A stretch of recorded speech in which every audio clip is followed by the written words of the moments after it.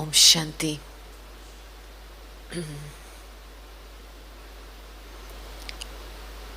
बहुत ही अच्छा टॉपिक मिला है। हमारी आज भी सारे दिन में इस टॉपिक पे काफ़ी रिवीजन हुई, बहुत अच्छी अच्छी बातें निकली हैं। तो पहले पहले जब भी हम अंतर्मुखता की अवस्था को परखना चाहते हैं तो प्रैक्टिकल रूप में क्या है, तो मुझे काफ़ी दादी जी की बातें आज याद आई। जब भी हम छोटे छोटे ग्रुप में दादी जी के साथ चिट चैट करते थे तो दादी जी हमको बताती थी कि दादी का ध्यान 90% अंदर है और सिर्फ 10% बाहर है। हम सोच में पड़ जाते थे, ये कैसे हो सकता है। बाहर रूप में दिखाई दिया जाए तो दादी जी की इतनी सारी रिस्पॉन्सिबिलिटीज़ है, सारे दिन में लोगों को मिलती रहती है, कार्य भी इतना बड़ा है यज्ञ का, लेकिन फिर भी दादी कहती है कि 90% ध्यान अंदर है और सिर्फ 10% बाहर है। फिर एक दूसरी टाइम दादी ने हमारा ध्यान खिंचवाया कि कर्म करते हुए साइलेंस की शक्ति जमा होनी चाहिए। मुझे ये बात बहुत टच हो गई बुद्धि में। फिर तब से लेकर के मुझे ये रियलाइजेशन हुआ कि जो अंतर्मुखता की अवस्था है वो इन बातों का आधार है। साइलेंस की शक्ति जमा करती है अंदर से।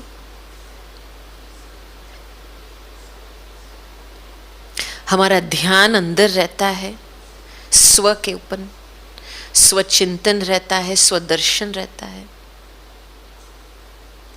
और अंतर्मुखी वो है जिसकी मनोवृत्ति और दृष्टि सदा बाबा की तरफ रहे।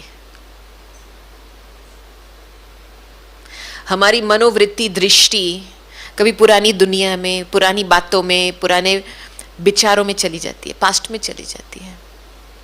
और इसमें मुझे दो कहानी याद आती है। हमने एक बारी दादी को हम वॉकिंग लेके जाते थे सुबह को, मुरली के बाद दादी जी वॉकिंग करते थे।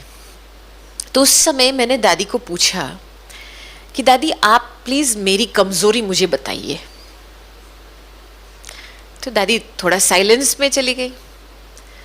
फिर मुझे जवाब दिया, मैं क्यों तेरा काम करूं, तुम अपना काम करो। तो फिर मैं थोड़ा सोच में पड़ गई। तो मैंने फिर दोबारा प्रश्न पूछा दादी को कि दादी मैं अपनी कमजोरी को कैसे महसूस करूं। थोड़ा क्वेश्चन का रूप बदल दिया। तो फिर दादी ने बहुत ही अच्छा उत्तर दिया। कहती है साइलेंस में बैठ करके बाबा के साथ बैठो और देखो कौन सी ऐसी बातें अभी भी है जो आपको बाप से दूर रखती है। वो दुराई महसूस होती है संबंध में। कितना अच्छा जवाब दिया। ऐसे मुझे जवाब नहीं दिया कि आप देखो लोग आपके प्रति क्या बोलते हैं, आपके पुराना संस्कार स्वभाव देखो तो फिर आपको अपनी कमजोरी महसूस होंगी। नहीं, पूरी दृष्टि बाबा की तरफ। मुझे बाप को देखना है, फिर अपने आप को देखना है। फिर दूसरी एक कहानी याद आई अभी योग के समय। सेवा के फील्ड में काफी ऐसी बातें होती है, स्वभाव का टक्कर होता है, डिफरेंसेस होते हैं, छोटी मोटी बातें होती रहती है। तो एक दफा हम एक बहुत बड़ा प्रोजेक्ट में इन्वॉल्व थे। तो हमको एक ईमेल मिला था और इस ईमेल में बहुत सारी ऐसी बातें निकली थी जो मेरे व्यवहार में जो बातें ठीक नहीं थी, वो बातें सभी लिखी थी इस व्यक्ति ने कि आपने ऐसे बोला, ऐसे नहीं बोलना चाहिए, आपने ऐसे व्यवहार किया, ऐसे नहीं करना चाहिए। पूरा सारा आधा पेज का बहुत डिटेल में ईमेल था। मैंने जब वो ईमेल पढ़ा तो मैंने सोचा मैं इसका जवाब कैसे दूं। मैं क्या पॉइंट बाय पॉइंट जवाब दे दूं इसका? मैं जस्टिफाई करूं अपने आप को? तो मैंने वो ईमेल का प्रिंट आउट निकाल के फिर मेरे संकल्प में आया कि दादी को दिखाओ। जब भी कोई आपकी गिलानी करता है तो हिम्मत चाहिए किसी को दिखाने के लिए। फिर भी वो संकल्प बहुत स्ट्रांग था कि दादी को दिखाओ। तो मैंने ईमेल प्रिंट आउट करके मैं दादी के पास गई। तो दादी जी अपने सिटिंग रूम में बैठे थे और दादी इंग्लिश तो बहुत अच्छी तरह से पढ़ती थी दादी। तो मैंने दादी को ईमेल दिया कि दादी मुझे ये ईमेल मिला है इस व्यक्ति से, मुझे अभी पता नहीं है इसका जवाब मैं कैसे दूं। फिर मैं नीचे बैठ गई और जैसे दादी पढ़ती रही मैंने अपने आप को थोड़ा अंदर से मजबूत किया। मैंने सोचा दादी की अभी कुछ शिक्षा मिलेंगी, राय मिलेंगी, अपने आप को थोड़ा मजबूत, करेक्शन भी मिलेंगी, तो मजबूत बनाना पड़ेगा ना अपने आप को।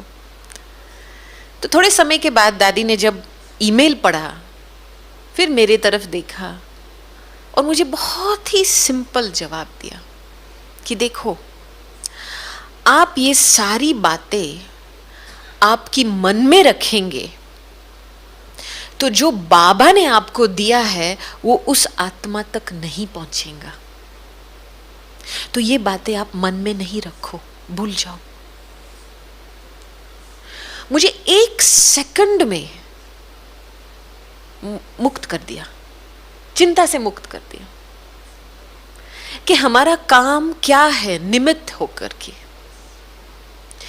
हमारी मनोवृत्ति बाबा के तरफ, भावनाएं बाबा के प्रति होनी चाहिए, ताकि वो जो भावनाएं बाबा हमारे में प्रकट करता है वो औरों को मिले। तो बीच में जो हम मन में बातें रखते हैं वो एक ब्लॉकेज बन जाती है।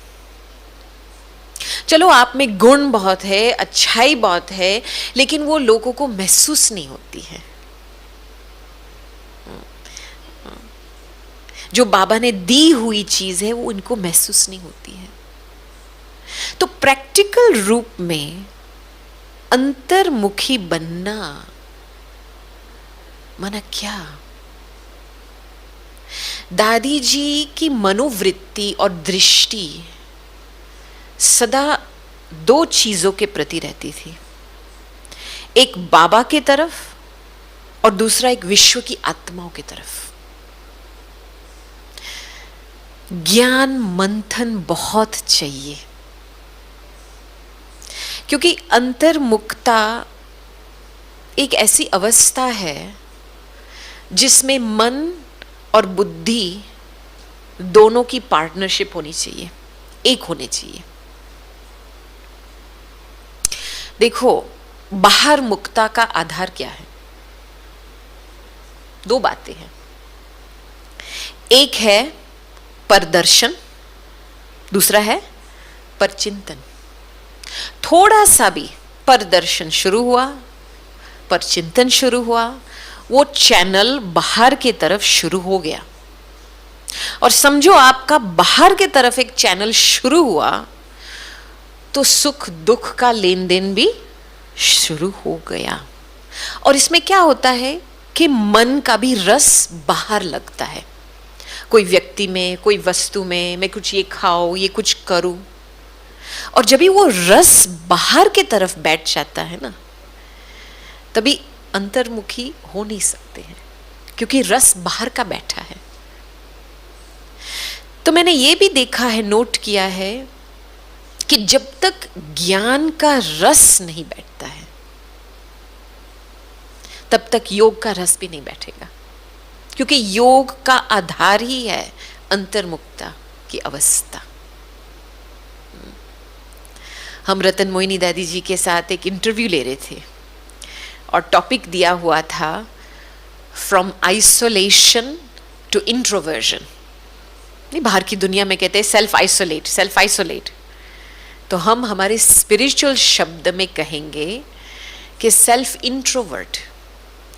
तो दादी जी ने बहुत अच्छी बात सुनाई कि जब भी वो छोटे थे तो बाबा की मुरली लेकर से एक बात लेकर के वो लिखती थी, पॉइंट पे लिखती थी, उनकी गहराई में जाती थी, अपने आप को एकांत में बैठ करके बिठा करके बाबा के ज्ञान की मुरली की पॉइंट्स की रिवीजन, सिर्फ रिवीजन नहीं, डीप रीति से मंथन करती थी। तो जब ये मंथन का एक रस बैठता है ना, तो हम अंदर में एक अंतर्मुखता की एक लेबोरेटरी खोल सकते हैं।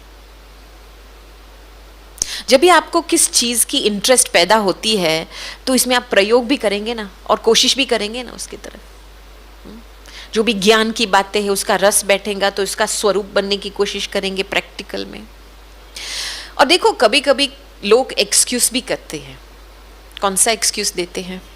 कहते हैं देखो सेवा का इतना विस्तार हुआ है, शब्दों का विस्तार, हमको टाइम नहीं मिलता है।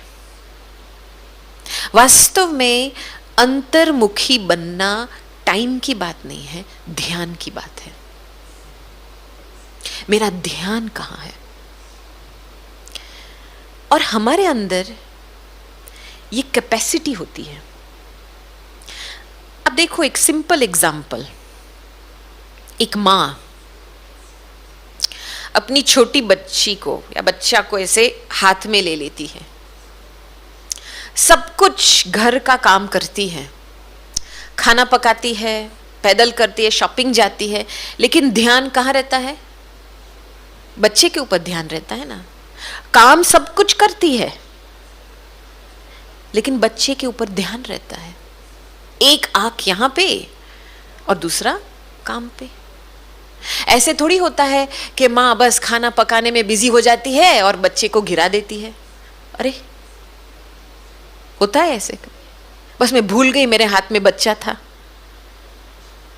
तो हमारे अंदर में ये बहुत एक सूक्ष्म कैपेसिटी है। ये आत्मा एक बेबी है। बेबी का ध्यान होना चाहिए सारे दिन में। कर्म करते हुए इस छोटी सी बेबी का ध्यान रखना चाहिए। ऐसे नहीं बेबी को गिरा दो और अपना काम में व्यस्त रह जाओ, इसमें ही फिर एक्सीडेंट होते हैं। तो ये ध्यान देने की कैपेसिटी को बढ़ानी है। मुझे पूरी ये आत्मा की जो एक छोटी सी बिंदु की बेबी है उसके लिए बहुत प्यार पैदा होना चाहिए, उसकी केयर करनी चाहिए। तो फिर एक होता है कि इस ज्ञान की लेबोरेटरी में, अंतर्मुखता की लेबोरेटरी में ज्ञान का मंथन होता है। दूसरा है स्वरूपों का प्रयोग।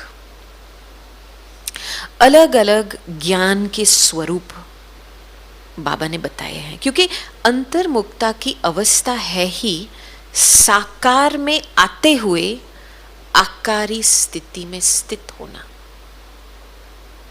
सूक्ष्म से काम लेना है।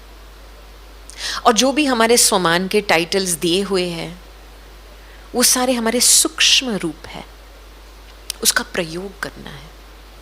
बहुत मजा आएगा। फरिश्ता का प्रयोग, लाइट हाउस का प्रयोग, माइट हाउस का प्रयोग, अलग अलग बाप के साथ संबंध का प्रयोग। आपको व्यर्थ संकल्प को खत्म करना है तो इसकी बहुत सहज विधि है। आप बाप की एक टाइटल को लेकर के इसके अंदर गुम हो जाओ, बुद्धि को ले जाओ, और वो जो फीलिंग पैदा होंगी बाबा के प्रति वो तुरंत आपका व्यर्थ बंद कर देंगे। क्योंकि सबसे बड़ी कंप्लेंट यही होती है सभी की, व्यर्थ कैसे बंद करें। तो एक लेबोरेटरी खोलो अंदर से।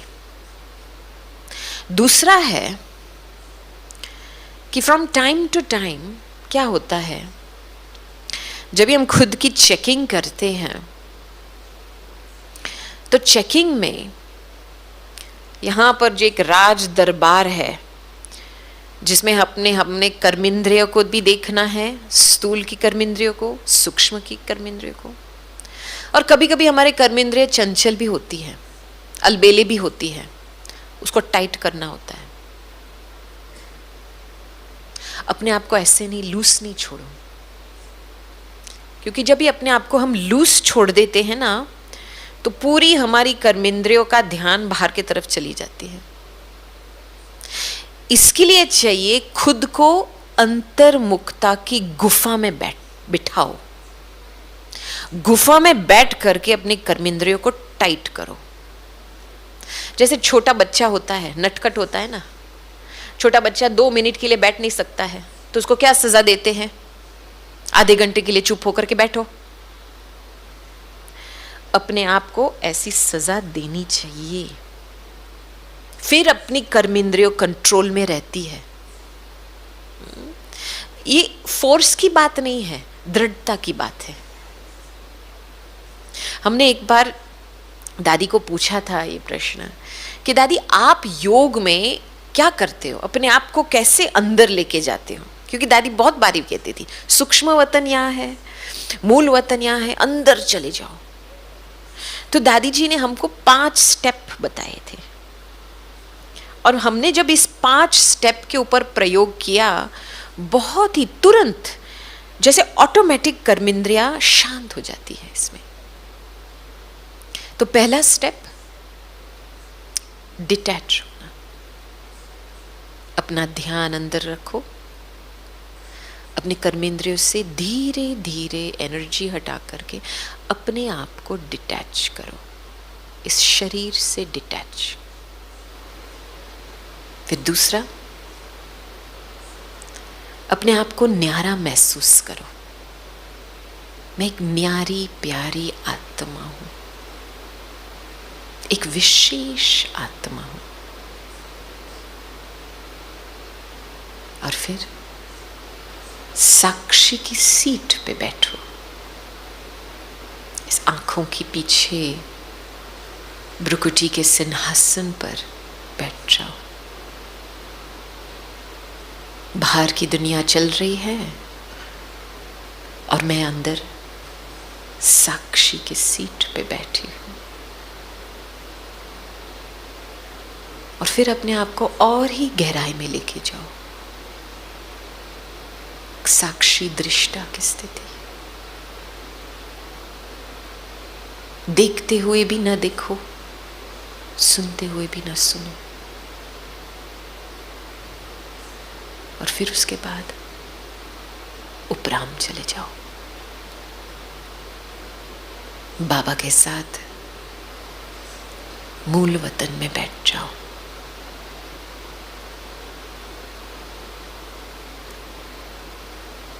अंतर्मुक्ता के गुफा में बैठते हैं तो ये काम करना है, अपने को डीप रीति से अंदर लेके जाना है। तभी फिर याद की शक्ति बढ़ती है।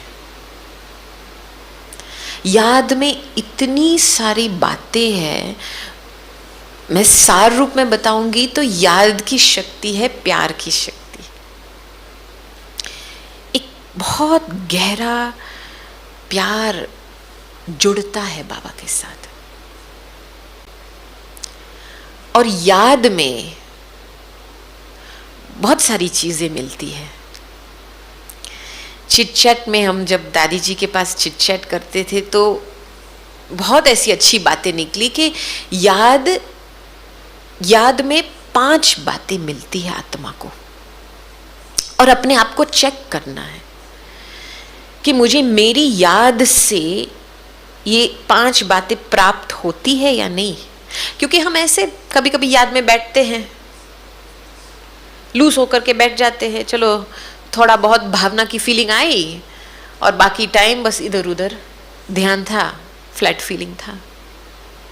लेकिन याद में ये 5 बातें होती है। एक है स्नेह, बाप का स्नेह बच्चों के प्रति। स्नेह हम इंग्लिश में कहते हैं अफेक्शन। बहुत सुंदर चीज है स्नेह, जिसको प्यार से बाकी पहनाओ, वो तो स्थूल रूप में है, लेकिन एक अंदर जैसे आत्मा को एक राहत मिलती है जब स्नेह मिलती है। बच्चा शांत हो जाता है जब स्नेह मिलती है। और जब बाप से हमको स्नेह मिलती है तो हमारे शरीर के ऊपर भी इसका असर पड़ता है। तो स्नेह की शक्ति लेनी है तो सर्व संबंध बाप के साथ होना चाहिए, तब स्नेह लेने की, स्नेह की प्राप्ति होती है फुल तरीके से। दूसरी बात होती है, याद में सर्व शक्तियां प्राप्त होती है। जो बाप में सर्व शक्तियां भरी हुई है वो हमारे आत्मा में डाउनलोड हो जाती है। धैर्यता की शक्ति बढ़ती है, क्योंकि बाप है ही साइलेंस, सत चित आनंद। सहन शक्ति बढ़ती है, दया भाव बढ़ती है, बहुत सारी रहम की एक शक्ति बढ़ती है अंदर से। फिर तीसरी बात, याद से साकाश भी मिलता है। आप सभी को अनुभव ये जरूर होगा कि जब सेवा में टेस्ट पेपर आती है तो एडवांस में बाबा आपको अमृत वेले के समय साकाश भी देता है, एक्स्ट्रा पावर, लाइट माइट का पावर देता है, जो आगे आने वाली सीन के लिए आपको उस समय पता नहीं होता है, लेकिन एडवांस में साकाश मिलती है। तो साकाश है ये करंट, उसको खींचने के लिए हिम्मत चाहिए। तो साकाश खींचनी है बाबा से। फिर चौथी बात, बल। बल माना ताकत, प्रैक्टिकल रूप में याद से ताकत मिलती है, अपने नियमों पे चलने के लिए ताकत मिलती है। जब ये बल ढीला होता है ना तो आपके नियम भी ढीले हो जाएंगे, थोड़े समय के लिए करेंगे फिर छोड़ देंगे। और हमने ये दादी जी में बहुत देखा है कि दादी जी ने नियम का बल बहुत जमा किया है। और फिर पांचवी बात आती है प्रेरणा। जैसे प्रेरित करता है सेवा के फील्ड पे, टचिंग कहेंगे लेकिन एक प्रेरणा आती है, कुछ करो, जैसे पीछे कोई पुश कर रहा है, कुछ करो करो करो, प्रेरणा देता है बाबा। तो ये 5 बातों की चेकिंग होनी चाहिए हमारे लेबोरेटरी में कि कितना तक हमने स्नेह, शक्ति, साकाश, बल, प्रेरणा की प्राप्ति मिली है। अभी देखो इतना सारा होमवर्क है लेबोरेटरी में करने के लिए, तो बाहर ध्यान देने की क्या आवश्यकता है। तो इसीलिए ऐसे समय पर जब भी हम ये अंतर्मुखी की अवस्था का प्रयोग करते हैं तो एक बहुत मीठी साइलेंस की शक्ति जमा होती है, सूक्ष्म शक्ति जमा होती है। और इस सूक्ष्म शक्ति के द्वारा हम औरों के व्यर्थ संकल्प बंद हो जाते हैं और उन्होंने बाबा के लिए, भगवान के लिए प्यार भरी भावना भी पैदा हो सकती है। ये साइलेंस की शक्ति का एक प्रूफ है। अब देखो, आप जब भी दादियों के पास जाते हो तो फीलिंग क्या आती है। दादी बहुत बारी कहती थी कि वो जब बाबा के पास जाती थी तो प्रश्न बंद, सोच भी बंद हो जाते थे। तो बाबा ने उसको भी वरदान दिया था कि बच्ची आपके सामने भी जो भी आएगा ना उनके भी संकल्प बंद हो जाएंगे। प्रैक्टिकल में होता था ऐसा। यह है साइलेंस का प्रूफ। तो ये अभी हम थैंक्स देते हैं ड्रामा को, टाइम को, कि हमको ये इतना अच्छा मौका मिला है पूरा जमा का खाता को भरपूर करने का, अपनी याद की शक्ति को, याद के खाते को बढ़ाए और साइलेंस की शक्ति को जमा करके बेहद विश्व की सेवा में उपस्थित रहे। ओम शांति। जब भी हम बाबा को याद करते हैं तो दिल में कौन सी भावना पैदा होती है?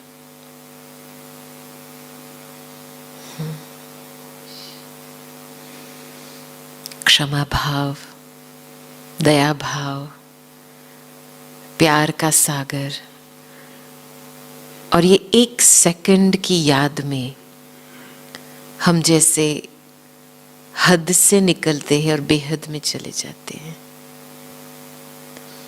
हमारी फ्रीडम कहाँ है? यहाँ है क्या? बेहद में रहने की, उसको कहेंगे फ्रीडम। साक्षी होकर के 2-3 दिन पहले किसी ने हमको प्रश्न पूछा था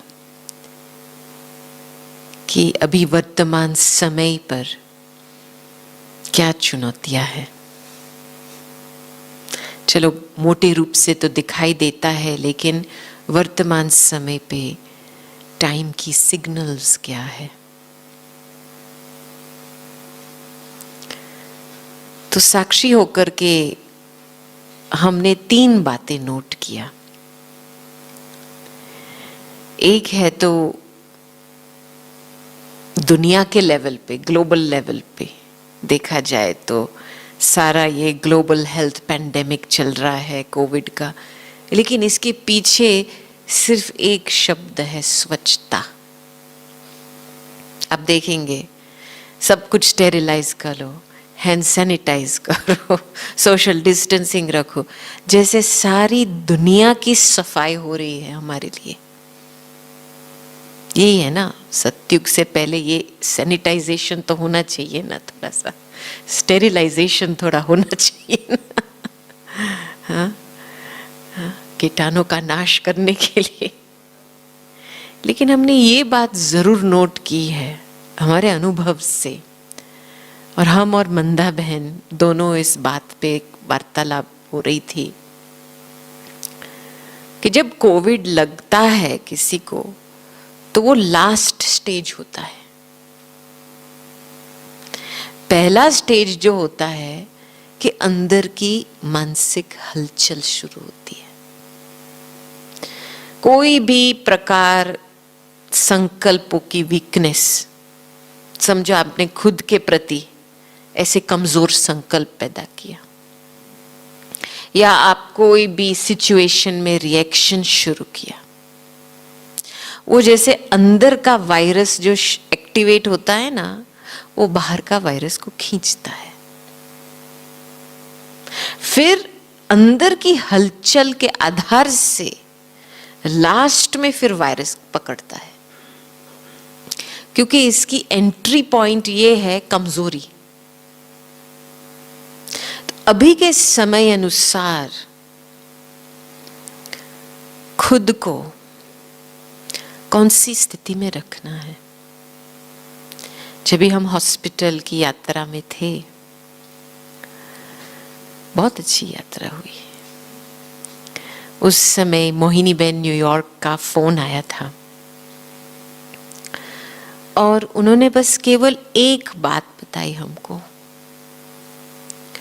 कि इस समय इसको भगाने के लिए सिर्फ एक चीज चाहिए, संकल्प में दृढ़ता। जितना हलचल होगा संकल्पों में, मानसिक में, मनसा में, उतना वो आपको पकड़ के बैठ जाएगा। ये सिंपल बात है, ये समझ लो। तो अंदर की मन की सफाई, दिल की सफाई चाहिए, क्योंकि मन और दिल दोनों बहुत गहराई से कनेक्टेड है।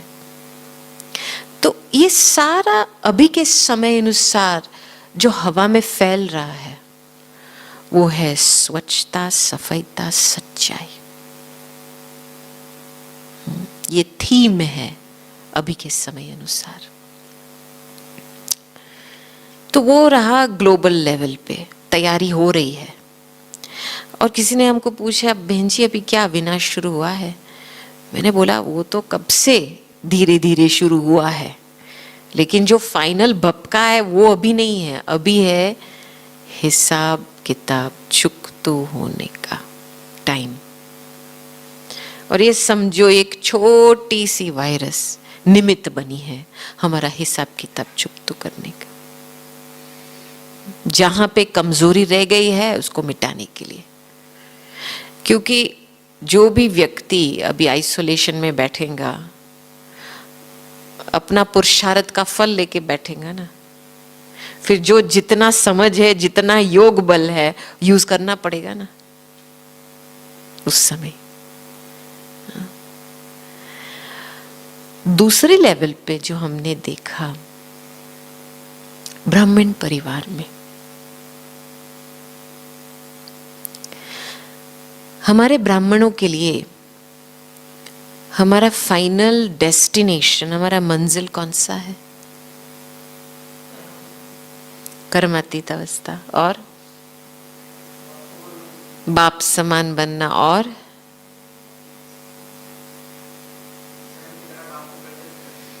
हाँ, और बाप को प्रत्यक्ष करना। और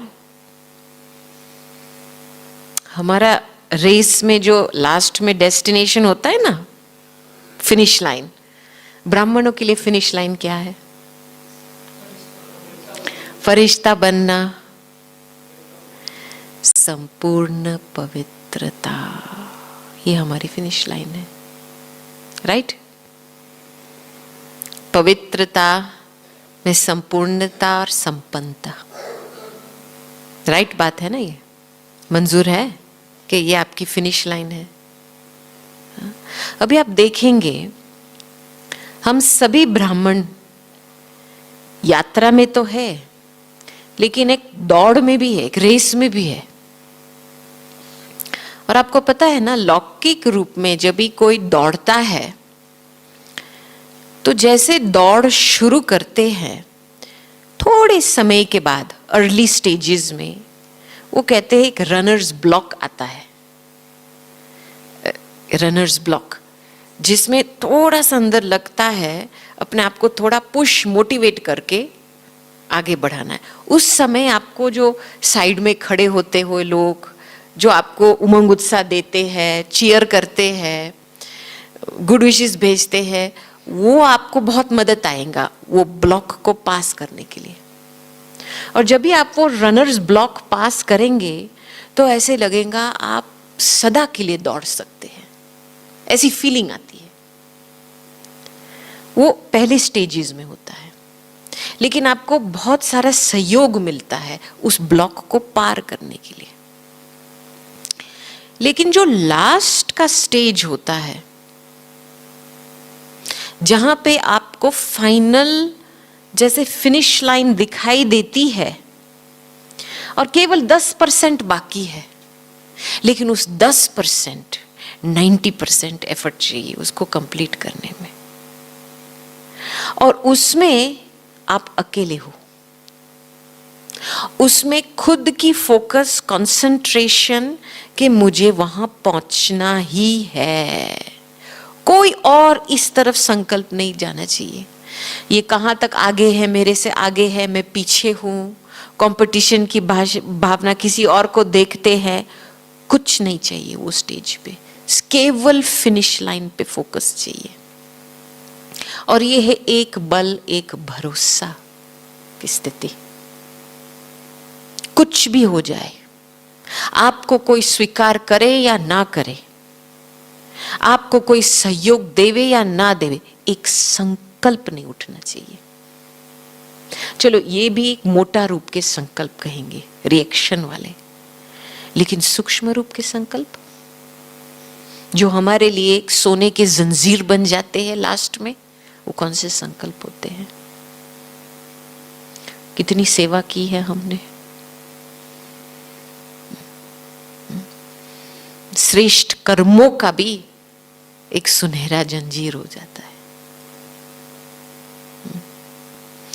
इसीलिए ये जो लास्ट का स्टेज है उसमें बिल्कुल मेरी आंख, मैं और बाप और मेरी फिनिश लाइन, और अभी हिसाब निकालना है। ये जो टाइम मिला है हमको, जो भी चीज मेरे और बाप के बीच में आ गई है, जो मुझे बाप से दूरी महसूस कराई है, उसको खत्म करनी है अभी। ये एक बात है। दूसरी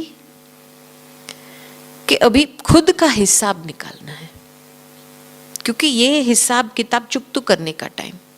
आप खुद का हिसाब नहीं निकालेंगे तो ड्रामा तो जरूर निकालेंगे आपके लिए, चाहे अभी आप खुद के लिए निकालो या अंत में आपको निकालना पड़ेगा, फिर आपका पद कम हो जाएगा। हिसाब निकालना माना क्या? खुद को रियली अंदर से गहराई से साक्षी होकर के देखना है। कौन से ऐसे विचार अभी भी चल रहे हैं जो अयथार्थ है, जो व्यर्थ है, जिसका कोई काम नहीं है, बिल्कुल यूजलेस विचार है। कौन सी फीलिंग अभी भी रही हुई है जो मैंने समर्पण नहीं की है, क्योंकि ये लास्ट का जो स्टेज है उसमें चाहिए बिल्कुल समर्पण बुद्धि। हमने दादी जी में ये देखा था, दादी जानकी जी में, जो पिछले 4 साल से हमने धीरे धीरे, दादी की विल पावर बहुत ही स्ट्रांग थी और दादी खुद का सेटिंग करती थी हर बात में। लास्ट में वो भी छोड़ दिया था। जैसे बाबा चलाना चाहता है, ड्रामा चलाना चाहता है और चलाने चाहते है, वैसे बस समर्पित बुद्धि। कोई भी बुद्धि का रिएक्शन नहीं मैंने देखा दादी में, कुछ भी नहीं। ये संपूर्ण समर्पण बुद्धि विजय प्राप्त करेंगे, क्योंकि ये भी एक थोड़ी गहरी बात है कि जब अभी हिसाब किताब चुकतू हो रहा है और जब भी हम साक्षी होकर के बाबा के साथ रहते हैं तो बाबा की फीलिंग, बाबा एक बिंदु है और एक सिंधु है। तो जो भी पुरानी बातें ऑटोमेटिक, बाबा भी प्यूरिफायर है ना, तो अब बाप के साथ बैठेंगे तो जो भी इम्प्योर बातें वो निकल आएंगी ना। जो भी बातें निकलती है उसको सिंधु में डाल दो, बिंदु लगा दो। ये एक बिंदु में बहुत फायदा है।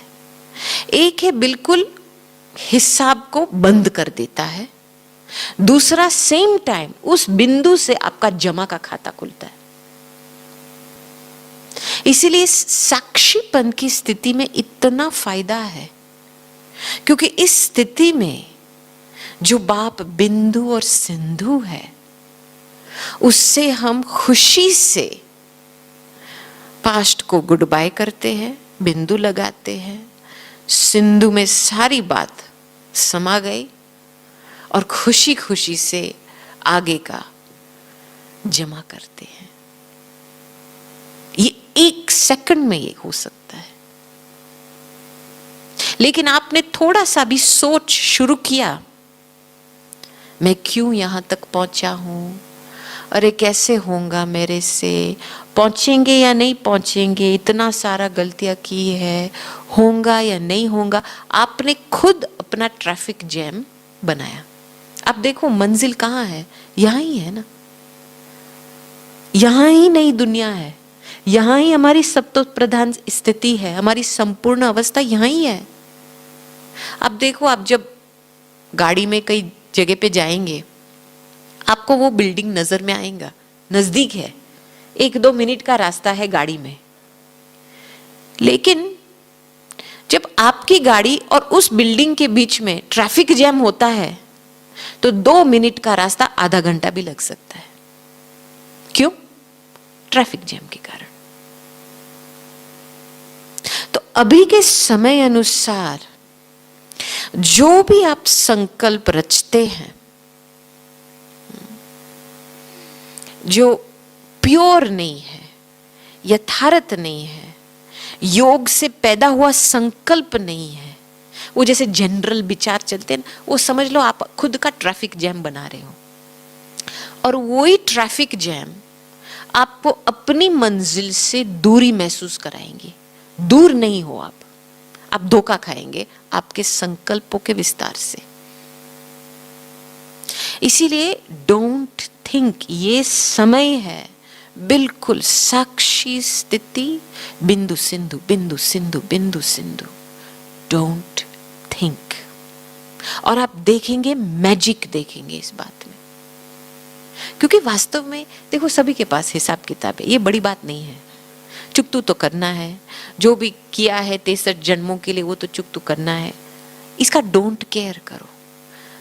बात है मेरा पुरुषार्थ और मेरी अवस्था अभी के समय अनुसार,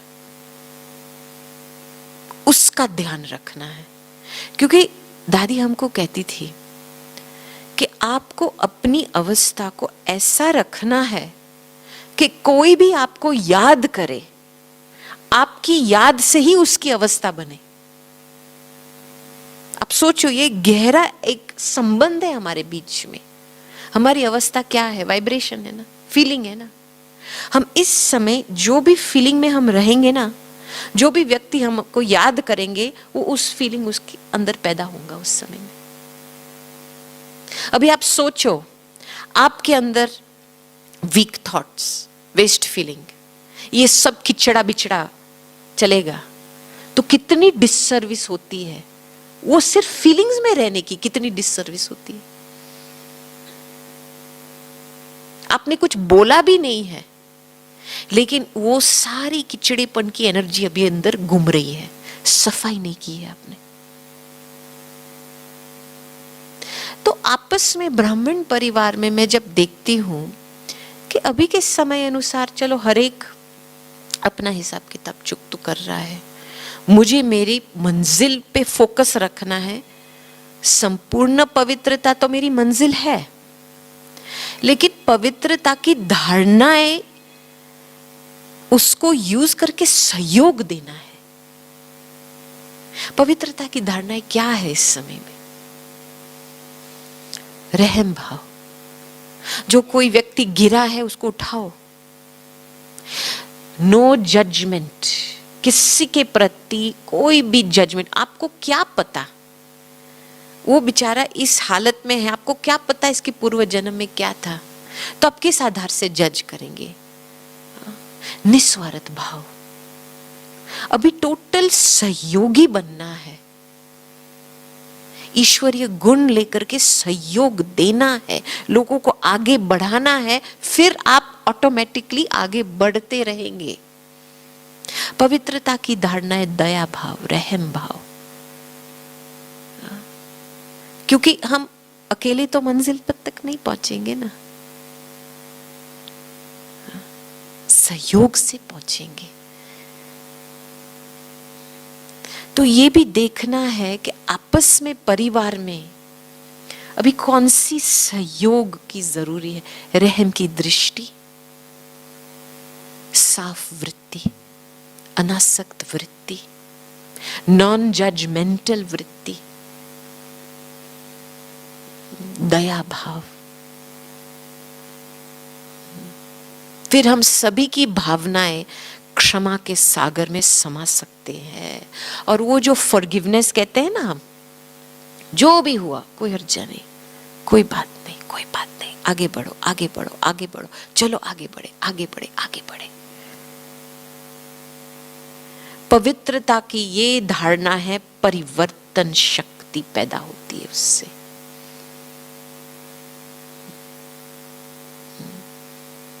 तो ये अभी हमारा काम है ब्राह्मण परिवार में। और फिर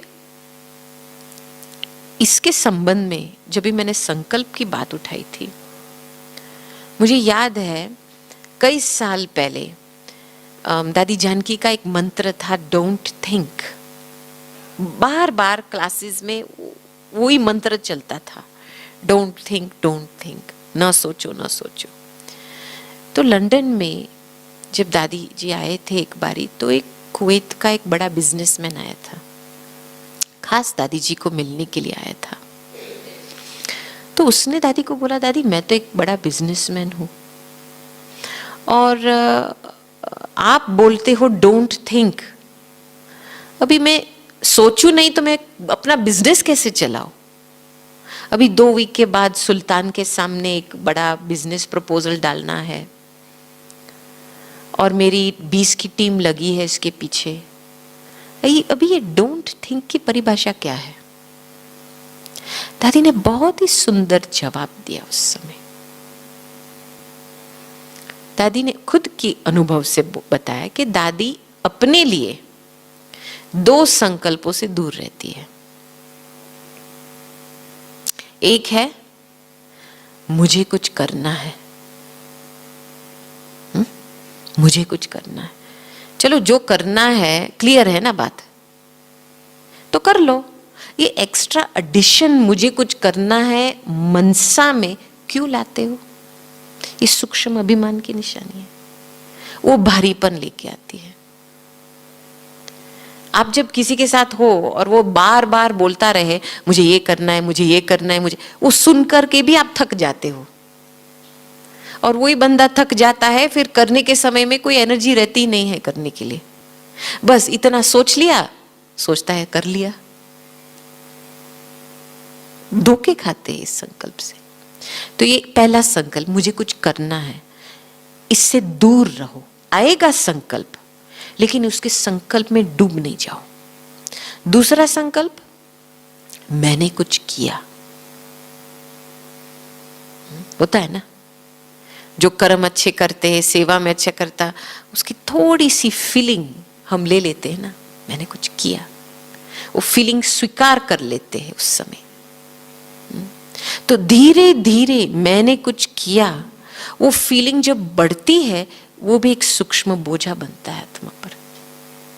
उसका भी हिसाब फिर निकालना होता है, क्योंकि थोड़े समय के बाद वो जब फीलिंग आती है, मैंने ये किया, मैंने ये किया, अच्छा मुझे कोई देखता नहीं है, मुझे कोई अप्रिशिएट नहीं करता है, मैंने इतना कुछ किया है। अरे क्या किया है, किसने कराया है और क्या किया है? तो ये जब सूक्ष्म बोझा पड़ता है आत्मा पर, मैंने कुछ किया, वो बिल्कुल हमको बेहद से हद में लेके आता है। जो बाबा से बेहद की फीलिंग लेनी होती है, वो खत्म हो जाती है। तो इन 2 संकल्पों से दूर रहना है। मुझे कुछ करना है और मैंने कुछ किया। फिर आप देखेंगे इतना फ्री माइंड, रिलैक्स माइंड रहता है, बिल्कुल रिलैक्स, क्योंकि कुछ पकड़ के बैठा नहीं है ना। और जो माइंड रिलैक्स रहता है, फ्री रहता है, वो साफ भी रहता है। अब देखो, जब भी कोई टेंशन पैदा होता है मन में, किस कारण से? कुछ किचड़ा है ना दिल में, कुछ भरा पड़ा है ना, चिंतन शुरू हो गया, चिंता शुरू हो गई, आसक्ति किस बात की हो गई, वही विकारी टेंशन पैदा करता है ना। तो बिल्कुल अभी के समय अनुसार मन को बिल्कुल फ्री, रिलैक्स, साफ रखना है। मैं आपको एक उदाहरण देती हूं। आपको पता है जब ओलंपिक्स का स्पोर्ट्स इवेंट होता है, उसमें से खास एक खेल होती है, जो दौड़ी लगाते हैं एक डंडा लेकर के। आपने शायद देखा होगा, बहुत लंबा डंडा होता है, वो दौड़ी लगाते हैं, स्पीड से दौड़ी लगाते हैं, फिर आगे थोड़ा बढ़ते हैं, फिर डंडा को ऐसे नीचे ग्राउंड पे लगा करके ऊंचा कूदते हैं, और एक बार होता है उसके ऊपर कूद लेते हैं। लेकिन इसकी एक कंडीशन होती है कि वो जो डंडा है ना, उसको छोड़ना पड़ता है, फिर आप जंप मार के पार हो सकते हैं। डंडा लेकर के पार नहीं हो सकते। अभी समझ लो, हमारे श्रेष्ठ संकल्प, श्रेष्ठ कर्मों का डंडा है। बहुत कुछ किया है ब्राह्मण जीवन में, बहुत कुछ मोमेंटम भी मिला है, हाँ? लेकिन वो डंडा अभी ग्राउंड पे लगा है और आपको अभी एलिवेट होना है, ऊंचा एक जंप लगाना है, और जंप लगाने के लिए वो डंडा आपको छोड़ना पड़ेगा। वो मदद करेंगे आपको जंप लगाने के लिए, लेकिन छोड़ना पड़ेगा उस साइड से पार होने के लिए। सिंपल बात है। तो जो भी कुछ किया छोड़ दो, सिंधु में बिंदु बिंदु बिंदु बिंदु बिंदु बिंदु की इतनी विशेषता है, इतना सागर है, इतनी अनलिमिटेड फीलिंग्स है इस बिंदु में, इस सिंधु में। ये है हमारा वर्षा। पूरा 84 जन्मों के लिए हमको इस वर्षे की पालना मिलेंगी। अभी कौन सा डंडा लेके आप घूम रहे हैं? अपने आप को पूछो।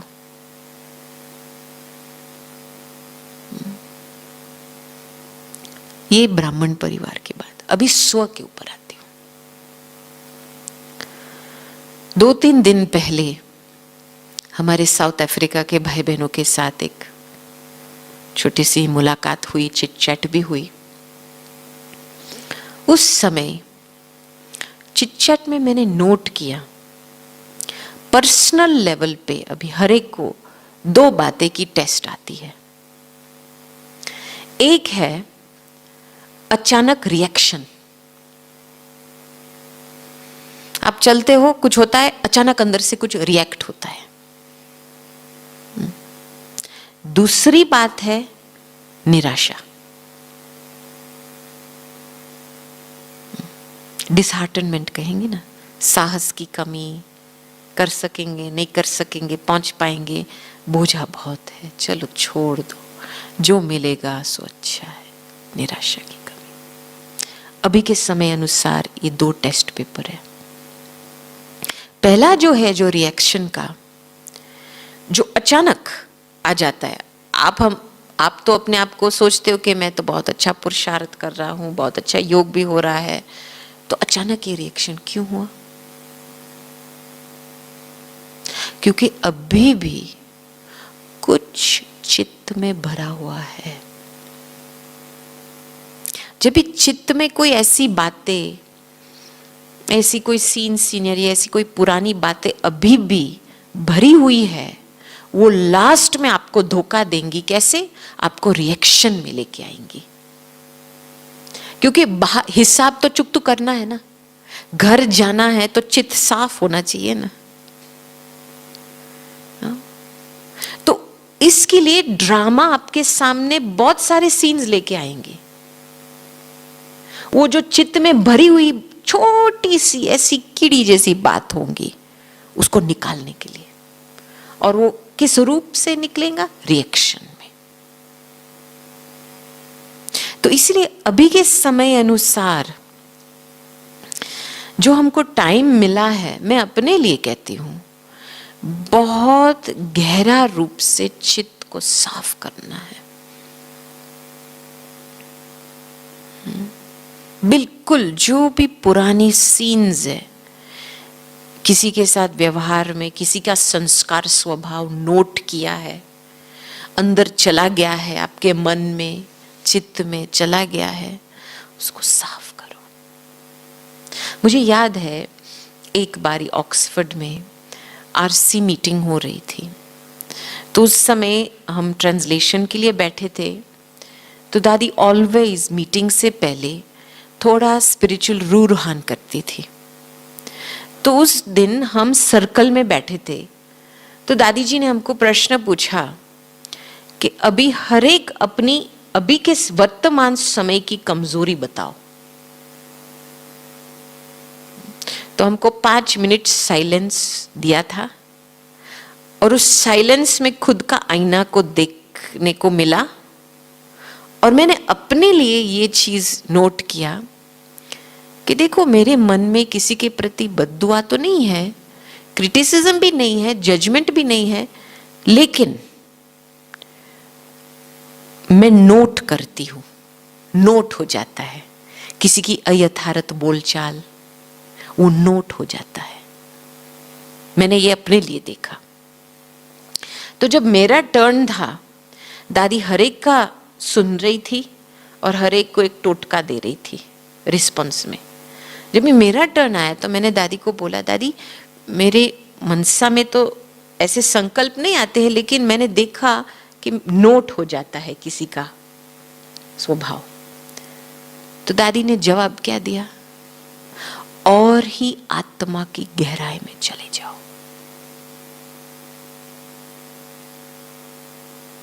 बिल्कुल फ्रीडम है कहां पे?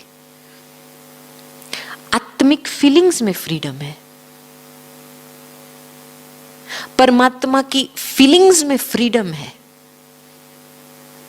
और अभी हम जो यहां पे बैठे हैं, कौन से कॉन्शियसनेस में बैठे, कौन से भान में बैठे हैं?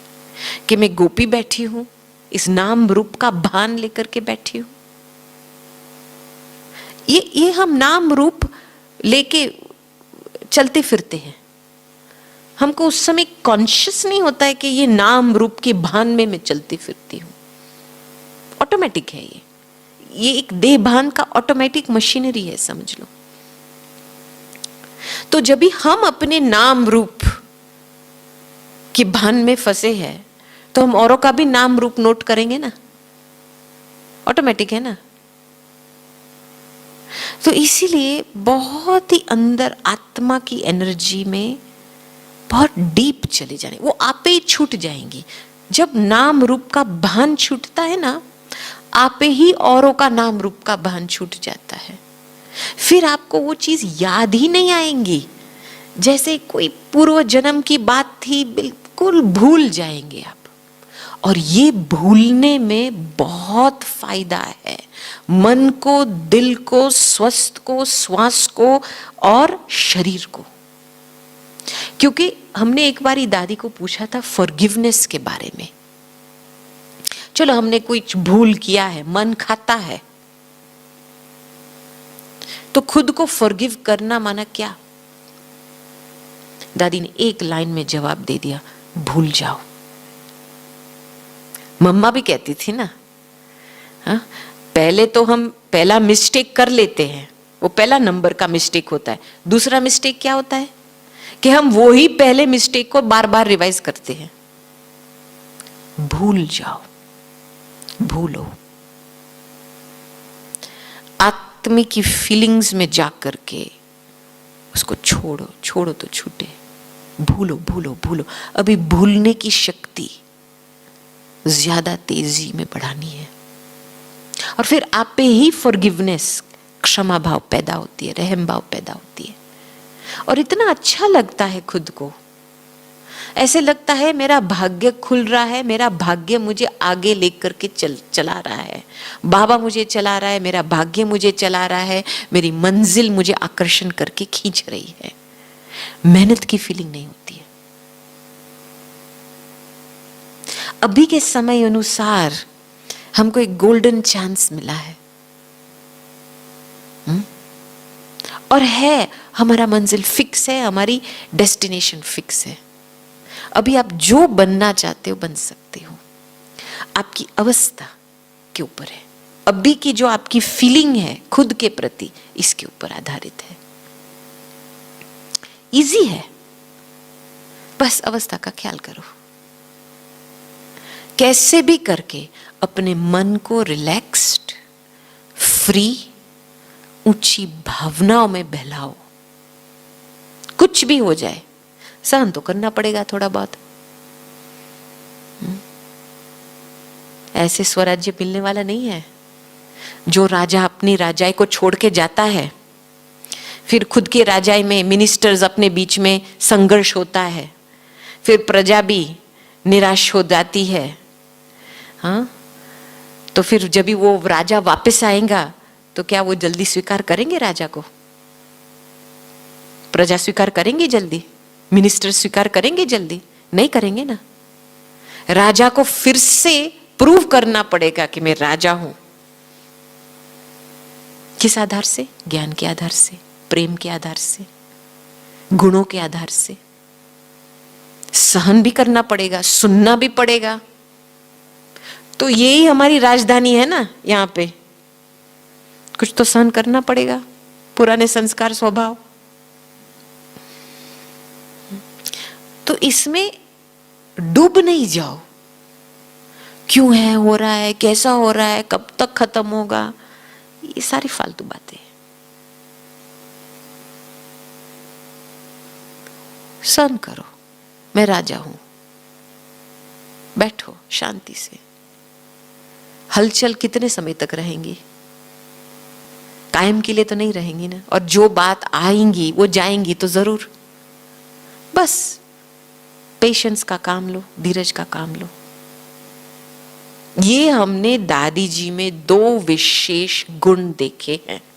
दादी जी की परिवर्तन शक्ति, दादी जानकी जी की परिवर्तन शक्ति अमेजिंग थी, मैं कहूंगी, खास करके इन दो गुणों के कारण, धीरज का गुण और एडजस्टमेंट पावर। हर एक बात में दादी अपने आप को एडजस्ट कर लेती थी। कोई भी दादी के मुख से कंप्लेंट नहीं आता था, ऐसा है वैसा है, क्या करे। कभी भी मजबूरी के बोल नहीं निकलते थे दादी के मुख से। जो आया है वो जा रहा है, बस हम इंतजार कर रहे हैं। बीच में संकल्प रचने की क्या बात है?